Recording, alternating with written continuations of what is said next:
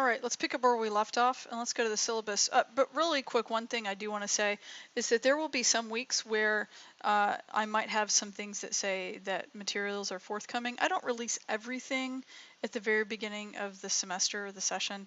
There are some things that I either like to change up or that maybe I just don't want to release it to you yet because I think that you really should do some other stuff before you go and attempt to try to do something more advanced. So yeah, because there's always at least a few students who think that they can just jump ahead, and a lot of times it ends up hurting people in the long run. So there might be some things that I haven't released yet. So if it says that it's forthcoming, then just let me know if you have a question about it, and let's say that you're really caught up to that part so far.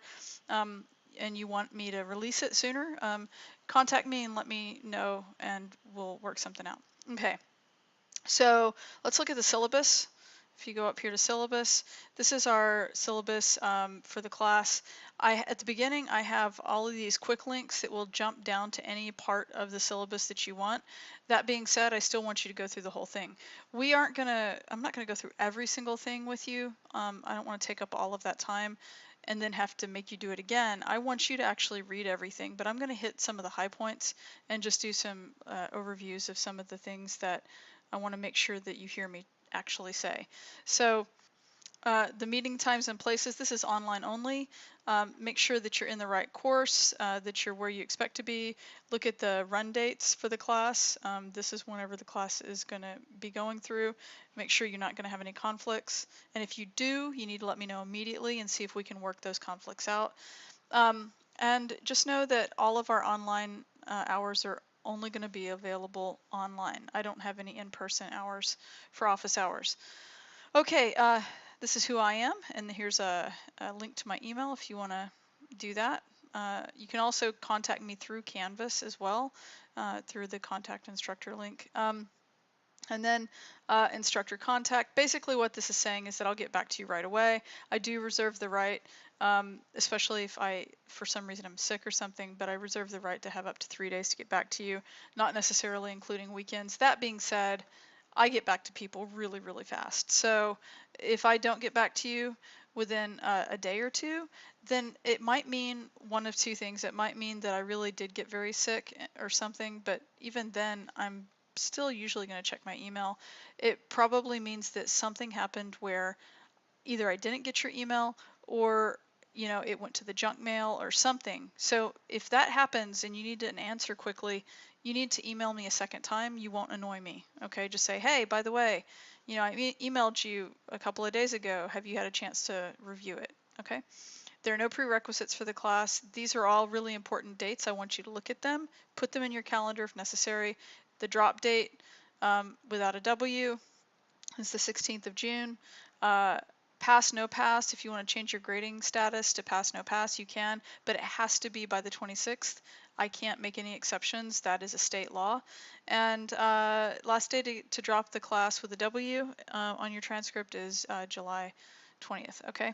And I don't do like grade appeals. I don't do any of that stuff. Like if you withdraw from the class, then, you withdrew from the class. I'm not going to get rid of a W for you.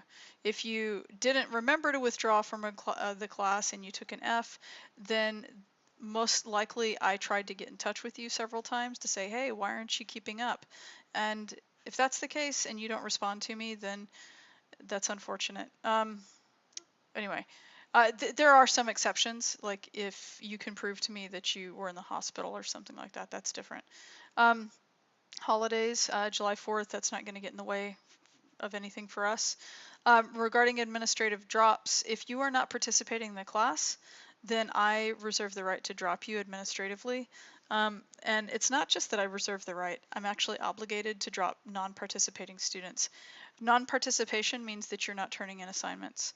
In a class that moves this fast, then that means that I might contact you and say, hey, you haven't turned in 3 assignments that were basically 1 week's worth of assignments, and what's going on, and I might have to drop you if you aren't keeping up at all, like you're not doing any of the assignments on time. So if that, if something is going on in your life and you're having a hard time, but you really, really want to kind of stick it out, you need to contact me and let me know about that, okay?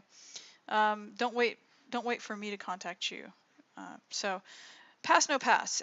If you are taking this class and you don't want it to affect your GPA, change your grading status right away to pass, no pass. I can't do that for you. You have to go through the enrollment office to do it. You can do it through email too. You just have to request a form and then you fill it out, scan it, and send it back to them. You just have to do it by that date. I think it was the 26th up at the top. Let's double check. Yes. Okay, and then it won't affect your GPA if you get a no pass grading status, but maybe there's a reason. Maybe you're just taking this for work and you need the information, but you don't want to have to like meet all the deadlines exactly when I tell you to, but you want the access to it, then that's understandable. Course objectives. Well, and the other thing too about pass no pass is that like if you're working full time or you've got a family or whatever the issues are, you're taking a lot of classes and you're just not sure how you're going to do in the class, but you'd like to stick it out, switch to pass no pass so it doesn't hurt you. Any of our certificates in our MAP program, if that's what you're going for, will accept pass, a P grade as opposed to an ABC, D, F evaluation. It'll accept a passing grade towards a degree. That's not necessarily true though if you're transferring your units to another institution. So check with that first, and also check with financial aid to make sure that that's a legitimate option for you to switch to pass no pass before doing so. Okay, course objectives. I'm going to let you read these course objectives. I am going to read out loud a couple of things. One of the important things, student learning outcomes that are specific to this class. All right, when you've completed this course, you will know how to apply HTML and CSS coding techniques to construct and format web pages using modern web standards. You will be able to create effective user interfaces that apply fundamental design and usability principles. And lastly, you'll know how to plan, design, and construct a website and publish it to the web. Okay. For help and advice, there's some links. This student help desk is invaluable. I suggest that you click on this and check it out and see what's there. If you are a student with disabilities or a disability, then I really strongly recommend that you check in with the disabled student programs and services on campus. Here's their phone number, and here is a link to their website. And you can work on getting accommodations with me for the class. That being said, I will say that I already do everything in my best effort to accommodate students before they ask for accommodations in terms of like the way that I record my materials and so on and so on. However, that being said, there might be some things that you still need accommodations for, so I'm happy to work with you. Just let me know. Okay. These are some other really important resources. I always like to point out, a lot of students don't realize, not in addition to academic counseling, we also have health services. So if you're going through something really tough in your life, or just a tough time, you do have access to up to 6 free sessions with the counseling services, psychological counseling services. So there's that. This is the required textbook. There is a 5th edition that's supposed to be coming out, but they keep saying that for months now. They keep saying it was supposed to be out in November, it's supposed to be out in October, it's supposed to be out now in May, and here it is June and it's still not out. So, but this is still a great book. It's still totally relevant. So this is our reading material. Okay, software and computer. All right, so these are the things that you're going to need. So required for all users is Brackets. This is something you don't have to download yet, but you can, and there is a tutorial on how to use it in the appropriate place in this class. Option, Komodo Edit is an option, but I'm going to be supporting Brackets, and it's free. If you have Dreamweaver and that's really what you want to use, that's fine, but I'm not going to support Dreamweaver in the class. It's got a lot of bells and whistles. And so I'm trying to keep things a little bit simpler so that you can focus on the actual, the education of HTML and CSS, not just the software. So anyway, if you do use Dreamweaver though, I want you to always switch it into code editor mode. All right. Uh, okay, and these are some other softwares, and you can look at that. I didn't put CodePen on here. I probably should have, but I didn't because it's such an integral part of what we're going to use, and I walk you through the tutorials on it. And all it is setting up an account, basically, so you don't have to download anything. Completion of work, you can read about this. Course timeline, I've shown you on Canvas how to see where everything is due and how to manage your time. Discussion boards, this is a bunch of stuff to read, but essentially we have two discussion boards for the summer session, and one of them is an introduction thing, and it is graded, but it's an introduction thing. The other one is where you go and ask questions. Okay, so synchronous versus asynchronous. This is an asynchronous class, meaning that we do not meet at a scheduled time all together. You're not required to be in one place at one time for a grade. But there may be times when we do need to meet synchronously. You know, like say, like if there's going to be a class tutorial, if everybody needs help with something, maybe it's easier just to meet as a group, and I can show people stuff or answer questions in front of other students.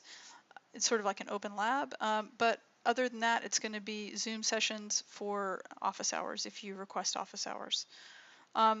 Drawings, artwork, and comps, we're not going to really be doing a whole lot of that, but we might be at some point. I might throw something in there. You can take a look at this. You're not going to have Photoshop. I think in here I do say, yes, it's a industry standard. If you know how to use it, that's terrific. It's going to help you, but technically it's not a requirement for this class. So my grading policy, I am sort of lenient about late work up to a point. Now I'm a lot less lenient when it comes to a summer class. So if you've ever had me in the past and you know that I give you guys a little bit of slack with late work, summer class is really different. An 8-week class is fast. So if you're like if you're accustomed to me not giving you a hard time being a week late with something in an 18-week class, if you've had me before, that is going to be very different in an 8-week class. Okay, I will be all over you, right? If you are late with stuff in this class. So read this grading policy. I mean it. Okay, class participation. Um, yeah, read that. Okay. This is the grading breakdown and the assignments. So the way that we've got this class structured is I've basically structured it into 3 units, Unit 1, Unit 2, Unit 3. These are learning units where, you know, basically if you were to click on this, I'll open this in a new tab, it'll take you to the learning units, and it shows you all of these different units. And it has different assignments and lectures grouped into a learning unit that's topically based. Like one is about HTML, one is about CSS, from the text, from like formatting text all the way up to what we refer to as the box model. And then the last one is dealing with positioning, responsive design, and JavaScript. Okay, so those are the 3 units. However, if you wanted to see sort of like a breakdown of the actual assignments and how the grades are, this is how they are right here. All right, in this list. Okay, so you have one category of participation that includes that class introduction, so your practice lessons, and quizzes. You also have what I refer to as exercises, but we're doing them sort of like as quote unquote pen exercises because we're using that CodePen subscription tool. And these are just, they're sort of like practice lessons, but like a little amped up, right? Okay, but these are exercises. And these exercises are not necessarily easy just because they're called exercises. Some of them are easier than others. Some of them are quite challenging. And you'll see right here in parentheses next to it, it's got the actual percentage of the entire semester grade that each one of these basically represents. Okay, so you'll see that some of them are worth a lot more than others. In fact, like this one, you know, responsive CSS navigational toolbar using media queries, that's actually worth more than one of the, you know, 2 of the capstones for Unit 1 and 2, right? That means that it's going to take some time. It's a little bit harder. So as I said before, this stuff is accretive, meaning that it builds on itself. So if you get behind, you're going to get exponentially behind, right? Now, this 35%, these are unit capstone assignments, meaning that by the time we get to the end of a unit, you'll have this, what is referred to, I call it a capstone assignment, where it kind of takes everything that you've learned and then you've got to do something with it, right? And so that's what this is. Okay, and then all this other stuff, like if you are putting some of the work, we're just going to be looking at in CodePen. Some of it you'll be putting on the web server. I'll tell you which thing you have to do for which assignment in the actual assignment information, where it says viewing assignments on the web. Right here, if you were to go and click on this, it would take you to, I'm not going to go there now because they haven't set it up yet, but it would take you to our server folder, and then you would navigate into the student work folder that's relevant to our class. It'll either say online, or it'll say, if there's one called summer, then that's the one you would go to. She hasn't set it up just yet though. So that's where you would go look at your work after you've uploaded it using CyberDuck. You would go look at your work on the web server that way. Okay, and then the rest of this stuff you can just go through. Right here we've got class orientation videos. This is where I show you some YouTube tips and tricks in terms of speeding things up and changing resolution for buffering and things like that. This is our main class orientation where I show you how to get started. That's what you're watching right now. There will be something here where it says forthcoming. I will replace that with a video. And then there are a whole bunch of FAQs at the bottom that you need to read. Okay, those are really common questions. Oh, and at the bottom of the syllabus page also is a recap of all of our assignments and when they're due. You can see all the due dates, and they link directly to these things. And we do have quizzes. We have 3 quizzes in this class. If you've had me before, you might not be accustomed to me giving you any kind of performance test, but or knowledge-based test. This class is going to have quizzes though. So there are 3 of those. One is about HTML. One is about CSS basics, and the last one is a lot harder, I'll warn you, and it's worth more points.